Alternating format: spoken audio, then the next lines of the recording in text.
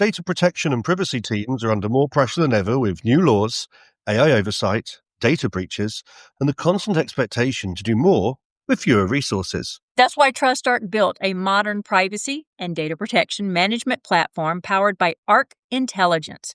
It unifies your tools, automates the work that slows you down, and surfaces what matters most right when you need it. From guided quick actions to our intelligent assistant, Ask Arc, you get credible, contextual answers backed by expert research, not generic AI guesses. Finally, privacy that works the way privacy pros work. Learn how TrustArc helps teams move faster with confidence at trustarc.com/serious-privacy.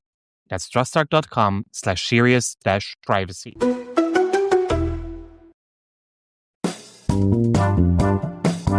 This is Serious Privacy, powered by TrustArc. Here are your hosts, Paul Breitbart and Kay Royal.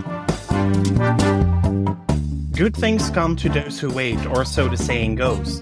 Does that mean that the new Digital Personal Data Protection Act 2023 in India is indeed a good law? At least we can agree it was a long wait for this law to be adopted. And today we dive a little deeper into its scope, applicability, and what everybody needs to do to start complying sometime soon. We do so with this week's guest, Malavika Raghavan, PhD candidate in Information Systems and Innovation at the London School of Economics, and Senior Fellow for India at the Future of Privacy Forum. Malavika is a lawyer with a background in policy-focused research, studying the impacts of digitization on low-income individuals in India. In the past, she also worked several years for the global law firm Allen & Overy. My name is Paul Breitbart. And I'm Kay Royal, and welcome to Serious Privacy. So we've already been laughing and cutting up before we even start. So this is going to be a wonderful podcast. Y'all hold on to your britches because we're about to have some fun here. But we know we have to start with the unexpected question. Oh, here we go. Scared for it, Malavika? Are we ready? Yeah, we are. Who inspires you? Wow. Okay. I mean, I'm going to be that person. The first thing is I'm just thinking my mom and my dad. Right. It's just, I think I've just come back from like holiday with them. So I feel like doubly inspired. I feel like they've been super role models. But I'm also thinking maybe something that's a little bit less stringy, right? I should be like, let's see, who else inspires me? I mean, lately I've been finally kind of getting to know the environment movement, which is not my line of work at all. And until recently, I've just been on the sidelines and pretending it doesn't matter. But I've been quite inspired by Greta Thunberg. I mean, I just think I did not have the clarity she did at her age. So yeah, right. Maybe she did. She does, clearly. Right. So yeah, agreed. Paul, I think you've asked me this before, and I'm still trying to figure out a date written down on it. So it might have just been one of those random ones I pulled out of my head. So apologies to the listeners, but at some point we're going to start repeating unexpected questions. But even then, it's a hard one. But I think in the data protection community, to keep it on topic, sort of, I think Jacob Koonstam always was an inspiration for me when he was commissioner at the Dutch Data Protection Authority. Just the subtle way he was able to approach the topic, the conversation, and also get results out of all these international meetings. And right now, also Gabriela Zenfier, just the volume of work and knowledge that she does and has is absolutely inspiring. Absolutely. I'm going a totally different direction. I don't know if it's because I'm about to drive through Tennessee and Gatlinburg, but Dolly Parton. Well, I get that. I mean, a woman that came from such a poor background and has made it so great. She still has a fabulous sense of humor, and she gives away so much. We actually lived in Sevier County in the Gatlinburg area before Pigeon Forge area. And she actually does give free books to kids and college scholarships when they graduate from high school and everything there. And so what is not to like about Dolly? I think my favorite story of her, and it's captured, it's on the internet now, is she competed in a Dolly Parton lookalike contest and she lost. And she lost. It was absolutely bonkers. She just happened to be passing by, I think, a boardwalk out on the beach somewhere in California, and they were doing the Dolly Parton look-alike. She's like, well, this looks like fun. So she joined, and she lost. And then she had to tell the organization, hey, listen. And then she had to, that's right. She had to make it, real. But apparently she didn't bring enough Dolly to the competition. So absolutely crazy. It kind of reminds me of the one of the singer that showed up for I think, was it Adele? She showed up for a music competition where they were singing her song, and she was just they were trying out for the part, and she was just hanging out with the others and saying she hopes she hits it right and everything like this. And when she got on stage, you could hear the person recording the video or other people around going, you hear that voice? That's her. I swear to God, that's really Adele. And it was. So it was pretty cool. So. Yeah, that video I do remember. I need to look up the Dolly Parton one. So it is. Okay, beautiful. So we are actually here to talk about something really important, which is really cool and really surprised Paul of how fast it actually moved through. So give us... Yes and no. I mean, I do recall when I was still sitting in the Article 29 Working Party that I think it's... That's just relative. 2013, 2014 that we were discussing a task force, a partnership with India to help them draft a data protection law. This must have been a decade ago at least, if not longer. So, it was a planned run up and a fast launch. Yes, I think that's the right summary. But Malavika, maybe you can give us some of the history of this long and fast process. Yeah. Years old when it started, Paul. No, I was actually going to say, I mean, I have a couple of things to say about that, but also I was going to say, I do think having been through a lot of this, Dolly Parton is also more important, maybe. I don't know. I just want to say, I don't want to equally important topic. Probably been around for as long, but also, no, I think, obviously it depends if you're a kind of privacy enthusiast, as one self-identifies these days. I don't think that language is even around, I think, when I was at law school. But I mean, of course, it depends on where you start telling the story. I mean, obviously, some of our earliest privacy kind of court cases, actually, that cemented the right to privacy started in the 50s, right after the Constitution, bam, we went straight into, a lot of privacy law was actually court-based and court doctrine and traced back to the Constitution and all this. But you're right in that I think the first time we really had the idea of privacy, or data protection, and I should make that distinction, but I think data protection really came into India because of the big outsourcing boom. And that's kind of reflected in our Information Technology Act. That was in the 2000s, it was passed in 2000, updated in 2008. So the conversation was very much like in the modern format kind of came in there. And interestingly, it didn't come from the privacy angle. It came from we're processing all this personal data. And many of those concerns came from non-Indian individuals' personal data, medical transcription services, things like that. So what do we do? And then there was this kind of, it's much more, I think, an e-commerce trade, that kind of angle. So I think it's interesting in India because you've always had this competing. On the one end, there's this kind of human rights, right to privacy, right against search and seizure, that kind of, we're going from bodily integrity into, the kind of extended mind, whatever it is these days.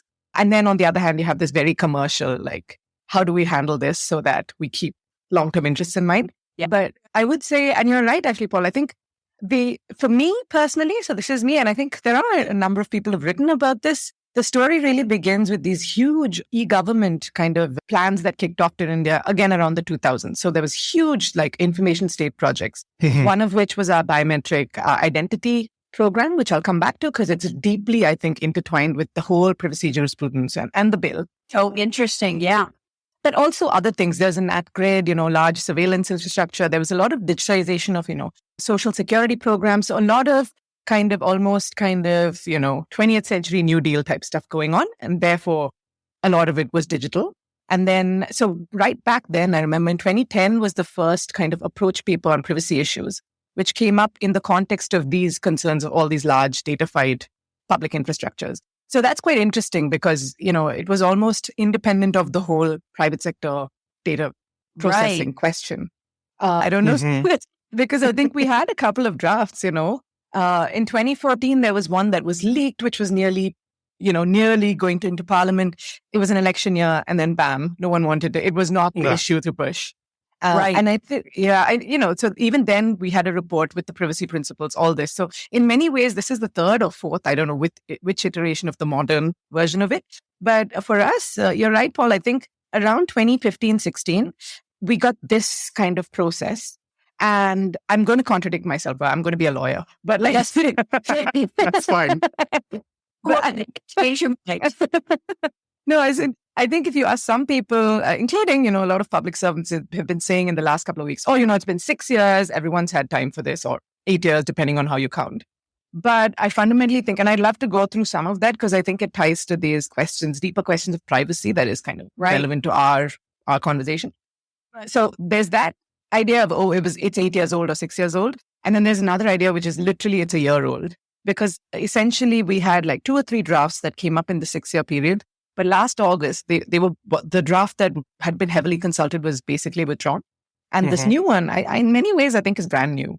To me, it's just like, it was a bolt from the blue, things that I'm still kind of rereading the clauses, being like, what was that? Because the version that was withdrawn also covered non-personal data, right? That was not just about personal data.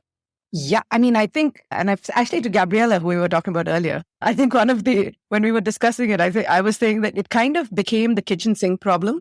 It started off as a data protection bill, actually as a privacy law, became a data protection bill, suddenly became about intermediary liability, then about non-personal data, and then, data localization. And we were like, what are we talking about? So I think it had that. Everybody was throwing things in the bucket. I wasn't sure what was going to come out the other end. Yeah. So yeah, it's kind of a victim of its own success in many ways.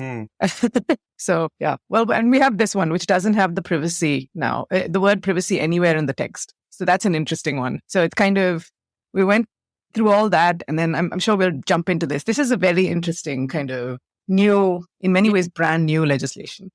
Yeah, that's amazing. And this indeed was, in the end, passed within a year. Do we already have a date when it will start to apply, or is that still up in the air? So it's an interesting one. And in many ways, it does already, it has come into effect in that it's applicable. But it's interesting because it's not come into force. So it's received presidential assent. There's a notification. It's law. But then it's interesting because the law itself says that it will, different government notifications will determine when all or part of it will come into force.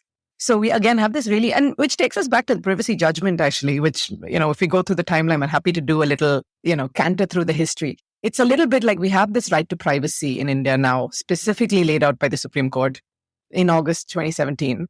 And we've been kind of waiting for an enforcement of it. And this was supposed to be the enforcement structure. But now then we have a bill where now again we're waiting for the enforcement of the enforcement structure. So it's an interesting, we're in this limbo phase. And I'm scared because the elections are coming again next year. Uh-oh. So I think the incentives so let's see how that all plays out. But yeah, it's right. So, I know that also on the podcast, we discussed back in 2021 that would be the big year where both China and India would pass their data protection law. And then the two most populous countries in the world, almost 3 billion people in one go, would have data protection laws protecting their personal data, as well as ours, if we would go there or our data would go there. And then, of course, it was a disappointment that India's law didn't make it past the finish line. It is now, but we're still waiting to see how it will turn out in practice. That might be difficult also for companies, especially global companies, to start to comply with this legislation because they know that there are additional obligations, quite GDPR-like, but they have no idea what to expect. Yeah. Yeah, and I think it's almost like I think being in privacy and data protection in India, as in anywhere, is kind of a measure of whether you're an optimist or a pessimist, like glass half full, glass.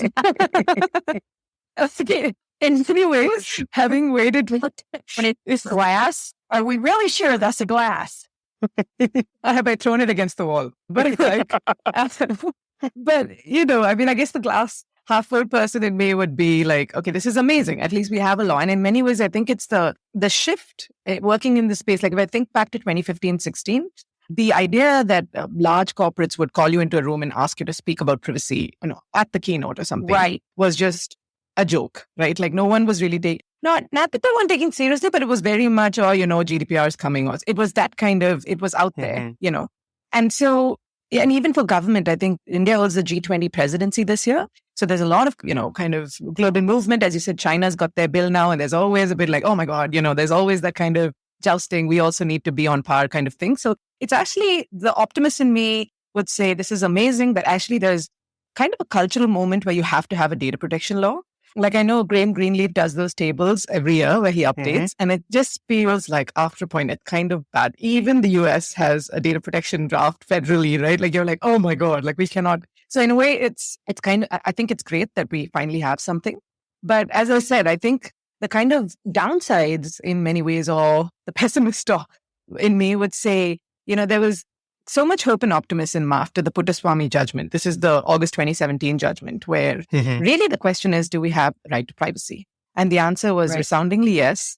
And it kind of forced the executive's hand, because it said that we need to now put in place an enforcement framework, or we need to give effect to this right. We can't just have it on the books. And then specifically in the judgment, it says government has constituted this committee, which is going to make a bill, and that's going to protect privacy. But as I said, the word privacy doesn't really appear in the bill at all. It's very much kind of focused on data protection now. And I think that in many ways we can talk about, if that would be interesting, the different iterations. I think, like you said, in 2021, there was this moment where we went from a core regulatory model, which was very kind of light touch. But after consultation, we decided to set up an independent regulator for data protection, which was a huge kind of optimist. The moment we said, okay, this is great. It's going to have all the selection process. We're going to have a full suite of enforcement. We're going to have all these rights, the right to be forgotten in statute. Like, how cool is that? How would it work? I'm saying, how cool is that? I'm sure lots of legal counsel are like, what is she saying? Again, what do you mean this is cool? This is a lot of work. But I just, it was very innovative. I was talking about regulatory sandboxes and all this. And then now if you are, again, kind of very enthusiastic about that, there's this kind of scaling down of ambition. I do think it's like a very, basic law. We'll see what comes. As I said, as an optimist, you would say a lot of this is left to notification. So I think this terms as may be prescribed by central government appears like literally every alternate clause or something. So it's kind of, as I said, part of me is happy, but part of me is the agony of an ecstasy of privacy kind of enthusiasm. The ecstasy of privacy. I've got to remember that one. For a law like this, what would be a typical implementation period under Indian law? Would we expect something like China where you get 12 weeks, or would it more GDPR like where you get 2 years? This says 10 months, doesn't it? It says 10 months after the effective date or something like that for compliance. It's a tough one. I actually was discussing this morning I was on a call with a bunch of people about this question. And I think it's a really tough one, because really it's effective date. As I said, the notification brings certain things into force. And then the question is, if you would say 6 to 10 months from that point, or would you say 6 to 10 months from the point of passage? I think it's really curious, because the previous versions of the bill did have transitional provisions. So there were various kind of, formulations for different sections of the bill. So there was actually, we'd done a lot of work, I think around 2019 or 20 with my colleague Shrikar Prasad. We'd actually put together like an implementation timeline, because it was so close to passage. We were like, let's think ahead, what comes first? Does anonymization guidance come first? What comes next? Right. And there was guidance in the legislation at that point. But so I think it's fairly a conscious move to strip it out. And to your point on what's usual for legislation, I think the truth is it is so different, this area. And the way that the law is developed hasn't really followed any standard kind of, it's gone up and down. So I think a lot of this, it's also such a political area, surprisingly. Like you would think it's all these nerds reading these clauses, but I think data is such a asset, right? It is an asset right now, I think. So I think the problem is we don't have data nerds working with the privacy law. We have politicians working with the privacy law. Yeah. Which is, again, I think when 10 years ago, this would not take off, this conversation. And now it's in the press every other day on the front pages, in India as well. So I think that's the upside is the politicians are engaging, but sometimes that might also be, the risk. What leads to, yeah. So do people in India actually feel that they have that right to privacy and that right to data protection. I know it's been confirmed by the Supreme Court in the Swami case. Is it also something that the average person in the street would care about and would think is important? This is such a great question, because I think, so my PhD, why I'm back in academia now, is very much this idea that things are socio-legal, right? We can't just put things in a law and then bam, it's real. I think so much of it is socio-legal. And like, it needs to be a moment where it culturally like crystallizes what people feel at that point of time. And for the longest time, I would say the discourse in India is that privacy is like a luxury problem, right? If you have all these poor people, or a substantial part of the population is below the poverty line, first they need food in their bellies, and then we can worry about there. It's interesting because I think now we have evidence, and I was involved in a couple of studies, but a lot of other organizations have also slowly started doing kind of India-based privacy studies, the kind of, Alan Weston surveys that you had in the US in the 1970s. I think those we don't have that scale yet, but there's more and more data coming up from the ground in terms of testing privacy preferences and attitudes, right? Whether that's quantitative or qualitative. And so I think I do believe, and I've been involved, I'm happy to share links to those studies where I was also involved in like deep 2-hour conversations with people from low-income backgrounds in rural areas of the country. And that experience, forget the statistics and all the descriptive statistics that came from that. Like personally for me, it was a moment where it really made me, when I'm in these policy rooms, think about how we question our own privilege, right? The idea that people who are first-time users of a smartphone don't have detailed mental models of how these interfaces work. Right. And that they don't have a cultural, entire like cultural language around what happens when and what they're expecting. And like reasonable expectations is a real legal social thing, Yeah. So, to answer your question, obviously India is like 29 countries in one. I say, or 30 countries in one. It's actually like Europe, because it's like 29 or So 30, massive. 30, we have 28 national languages and like 3,000 dialects or something. So geographically, and then of course there's all these stratas going on demographically. But I do think there's a growing sense that privacy isn't an elitist construct. And that's in the Supreme Court judgment as well. So, and I think also it's becoming, so there are multiple pressures. One is it's no longer easy to go in a room and say, poor people don't care about privacy. Just because I think the evidence, you start asking who's saying these things. Like if you look at the people saying these things, very easy to do like a more critical discourse analysis. But then I think the evidence is just there. And also there've been like big internet movements. So the Internet Freedom Foundation, for instance, people there were involved in the net neutrality movement, which was very much about being equal online. And then of course, in the Supreme Court judgment itself, it kind of crystallizes further this idea that even if it's still a contested value, it's now just a value. I think that you can't just say people don't care about it. I think, right, it matters.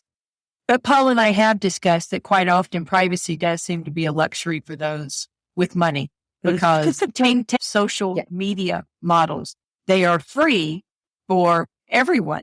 But if you want privacy and you want to pay for it, who's going to pay for it? Those who have money. Yeah.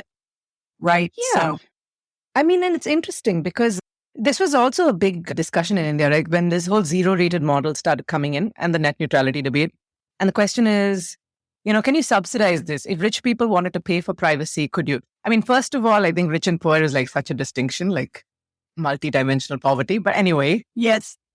But honestly, I feel like, and so now I study information systems as well as law. And I realize like so much of this is to do with the organizing vision for technology. It's literally what values do you want to hard code. It's not that hard to make privacy preserving technology or whatever the lingo is. It's really what values do you accommodate at the start of the software development process or any development process. And I think it's just hard now because many of those products and platforms and ways of working are out there. So many of them didn't put privacy at the heart of it, at least in the middle, part of the internet, that kind of whatever we call Web 2. And so I think it's hard. A lot of this, I do think, weirdly, is underneath. It's quite political, actually. Like the value of privacy is a very meta conversation, but every place I go to, I do feel like underneath there are some entrenched views around what should be valued, right? And just, I think the other thing which really helped crystallize it for me is in the Puttaswamy judgment, the lead judge talks about the constitutional scheme in India, and he says the constitutional scheme is not that you sacrifice civil and political rights in order to have social economic rights. Like the idea is that you just have rights. You're a human being. Right. And you have a right to speech, you have a right to privacy, you have a right to like education and food. You were talking about how the rights, and it depends on what priorities that you're focusing on. And I think you're right. I doubt very many companies actually develop their technology and say, hey, let's forget privacy. No, they're valuing the money from the ads. They're not saying, but let's forget privacy. So I think you're absolutely right. But I wanted to turn, if you don't mind, speaking of privacy, you made me think of something that really bothers me with a lot of privacy laws, and that's the privacy rights of children. And India has defined the child as being someone under the age of 18. But I thought there was something interesting in there that they're not just protecting data from minors, which is my point with a lot of laws. They protect data from minors, not data on minors. And you can have data on minors that are just as detrimental as whatever data you're getting from minors. And in here, and it's on page 8, and it's section 9, where it talks about the data fiduciary before processing the personal data of a child or a person with a disability. And it talks about data of children and how shall not undertake processing that is likely to cause detrimental effect on the well-being of a child, or undertake tracking or behavioral monitoring of children, which would be the data from children. But the data on children, so not likely to cause a detrimental effect on the well-being of a child, that doesn't have to be data from children. That could be data on children, like their social security number that their parents perhaps provide to a medical clinic. Have you looked at that part of all to see if they are actually looking at rolling special protections over data on children as opposed to just data from children? Yeah. I mean, I've been engaging in this. I'm not an expert on the children area, but in this particular law, so I would defer to, say, for instance, Neha Chaudhary, just a shout out to her, Ikigai Law, probably one of the best kind of lawyers in this space in India. But I would say on this provision, so my understanding is a couple of things, right? I like that distinction that you're making between data off and data on children. Yeah. I do think that it's probably because the data on children part of it is covered by parental consent. So there's a sense that data on children would be anyway. I mean, consent is the main grounds under this legislation. That's another shift across the many years of its iteration. So if consent is the main ground, the idea is that all of the consenting is done by the parent or guardian of the child. Which is so wrong, because we know that older siblings and uncles and aunts and grandparents and everybody else provide data on children that don't have the legal right to consent for them. Yeah. No, I mean, totally. And I think a fundamental issue with Clause 9, Section 9 is that, it also equates persons with disability and children in I think, what was meant to be. And the question is, disability doesn't automatically affect, your capacity to contact so I think that's one kind of red flag. But I think it's also interesting because 18 is the age here. So that's that's much older. Yeah. And I think the question is, how do ad tech models, how are they going to deal with this? Or even if you're an ed tech platform, right, and the monitoring or tracking is not allowed. My sense is that there is also some exceptions where, and this is what I've kind of heard based on conversations that I've been having with a few people, that where platforms can show that they have data protection practices, they potentially could get exceptions, because there is this clause which allows government to kind of bless certain class of data fiduciaries, or certain types of data fiduciaries. So maybe you could have a GDPR style tracking kind of mitigation thing. But yeah, at this current point of time, it seems a fairly kind of strong position. Also because, the classic issue that in order to identify the age of one person on the platform, you're going to have to do age verification across. And how do you verify consent is legal none of us have solved that problem, that's for sure. So what stands out for you most in this? What is your most favorite part of it, or your most problematic part of it? I mean, to be honest, it's been super great the last couple of weeks, just because I think it's kind of like being back in law school, right? You're kind of, at the end of the day, it's like you're reading this legislation afresh, and it is afresh. Like a lot of this stuff I had not seen in any of the previous iterations. A lot of us have. Maybe and going line by line. Yeah, but I almost feel like someone has an influence versus interest, like, x-axis, y-axis chart somewhere. And my interest is high, but probably my influence is very low. I did not get this draft. I think at this point of time, PhD student, no one. But yeah, I could. But I mean, there's lots of, I mean, to me, really, the early stuff, like the foundational stuff is really interesting. Like the scope and application and exemptions is, I think, where this law will land in terms of compliance or enforcement. And I just think there are some huge changes to how the scope and the application sections have been treated. But there's also huge shifts. So the position on cross-border data flows, that has dramatically shifted. And I think it's much more industry friendly now. But also this whole idea of the grounds of processing. So we've been through the whole gamut now. We've gone from everybody agreeing that consent doesn't work, it's dead, etc., to experimenting with all of these grounds and talking about reasonable purposes and legitimate purposes and so on. And now we've just come back to consent, basically. So there's that. And then I think the last big conceptual thing that is littered across this legislation is that it's kind of becoming a two-speed law. So there's a horizontal data protection law, but really there's kind of one set of treatment for state processing of data and a different set of treatment, including grounds, including exemptions, etc., for private sector. So I think those are the four. And if I could be cheeky and add a fifth is, I think, what I'm still working through myself is this shift in the enforcement regulatory design. It's just the kind of scaling back from a regulatory authority to the data protection board, I think is quite, it has huge consequences. So I'm waiting to see how that plays out. So those would be my top 5 if I had to pick. But there's so much other good stuff in here. What do you think about all the illustrations? That surprised me. I'm sorry. That really surprised me to see the number of illustrations that are in here. Yeah.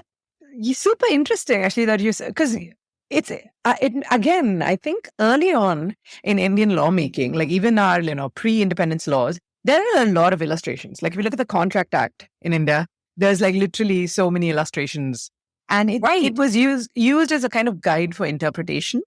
But what's really interesting in this one is, I have to say, I like the idea of illustrations. I think it's a great guide for interpretation. But I'm just going to pick up one, right, which I was puzzling over this morning. If you think about, for instance, the second ground, so of processing for a private actor, which is legitimate use. So you can generally consent, but the second ground is legitimate use. And if you look at the illustrations for the ground, which is, for instance, it's on 7, so it's section 7, and I'm looking at it now as I talk to you. It says this is a very interesting ground, because essentially it says certain legitimate uses you don't have to get consent, right? So this is your only other non-consent based ground. But first of all, the clause itself is so interesting because it's a double negative. It essentially says that basically, if you have somebody who's given you data for a specified process, this is 7 subclause A, you can then use this if it's data in respect of which she has not indicated that she does not consent to the use. And I had to read. I feel like that's a hard double negative. Right. I think what it means is that if you did consent, I'm trying to, but essentially, if you did not say no, essentially, and then you look at the which is not the same as saying yes.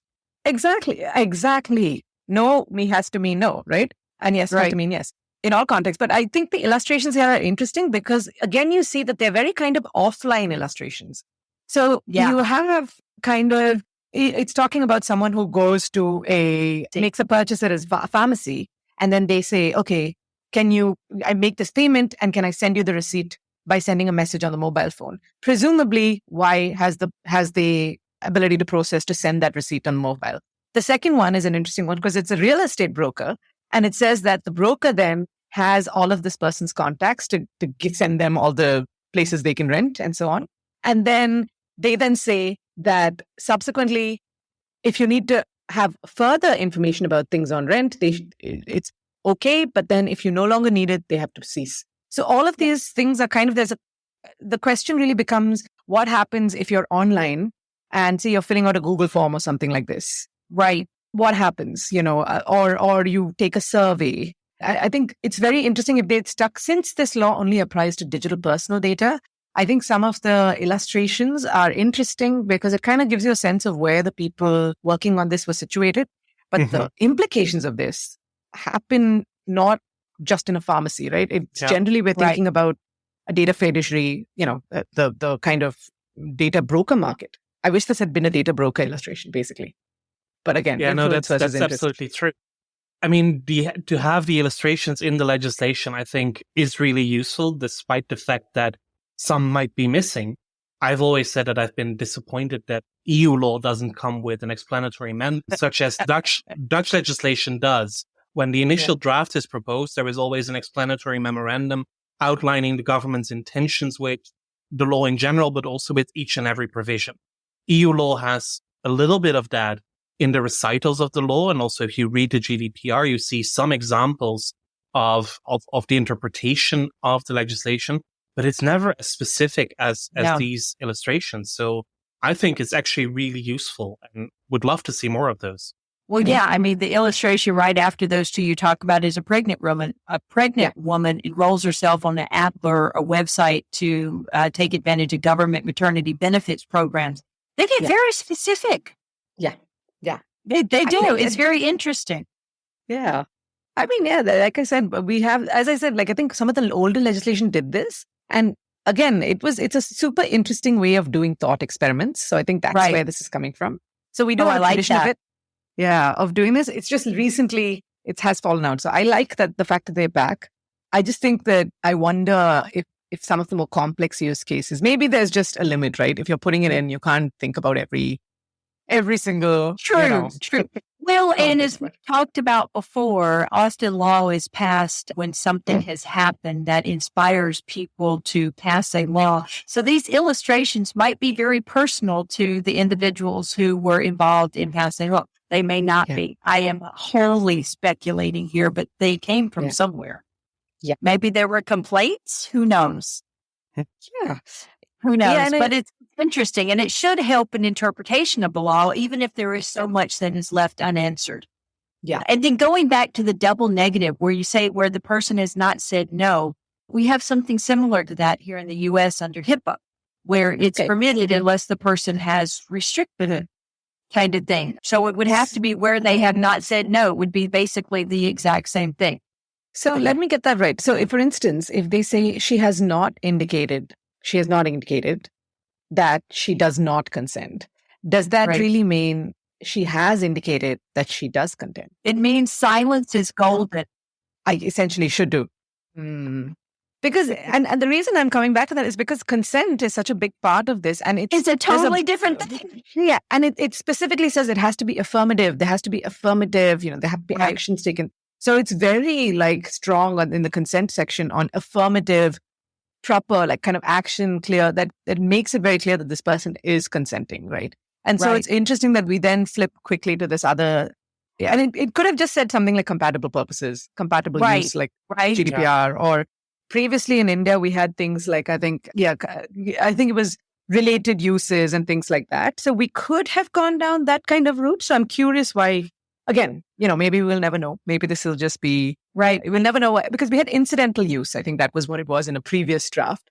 But, as I said, this is one of the many things where I think when it plays out, it'll be really interesting. Yeah, agreed. I'm excited to watch it play out. Yeah, there's going to be a lot of work. Absolutely. And there are so many more things that we can talk about. So we'll be sure to have you back at some point to talk more about this legislation, because this was only the start of the deep dive in my book. Thank you so much, Malavika, for joining us today. Yes. We'll wrap up another episode of Serious Privacy here.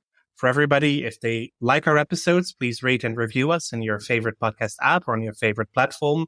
Join the conversation on LinkedIn. You'll find us under Serious Privacy. You will find Kay on social media as Heart of Privacy, myself as Europol B, and Malavika as 10 in the morning. Thank you. Until next week. Goodbye. Bye, Thank you so much. Bye.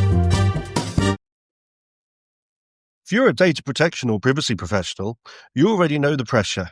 Non-stop regulatory change, AI oversight, internal demands, and the expectation to somehow stay ahead of it all. And the old patchwork of tools just isn't cutting it anymore. No. That's why TrustArc created a modern privacy management platform powered by Arc Intelligence. The TrustArc platform brings your workflows, evidence, research, tasks, and applications all together in one unified and intelligent workspace, so you don't waste time digging.